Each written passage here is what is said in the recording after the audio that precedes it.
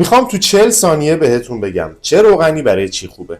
این قسمت روغن‌های مناسب پخت و پز. در ابتدا برای انواع پخت و پز و انواع غذاهای سرد تمام روغن‌های مناسب پخت و پز 1000 دانه شامل روغن نارگیل، روغن زیتون، روغن هسته انگور، روغن کنجد و روغن آفتابگردان مناسب هستند. برای پخت و پز داخل ظرفی که حالا ما برنج یا خورش می‌خوایم تهیه کنیم اصولاً دما از 100 تا 110 تا 120 درجه فراتر نمیره، پس تمام این روغن‌ها برای این منظور مناسب. روغن زیتون برای انواع پخت و پز و سرخ کردن در دمای ملایم 140 تا 160 درجه مناسبه. روغن کنجد هم برای انواع پخت و پز و سرخ کردن تا دمای 160 تا 170 درجه مناسبه. روغن آفتابگردان برای سالاد و پخت و پز مناسبه، طعم و رایحه بسیار پایینی داره. روغن نارگیل طعم و رایحه بسیار غالبی داره، برای سرخ کردن در دمای بسیار بالا مناسبه. روغن هسته انگور هم برای پخت و پز و دمای ملایم.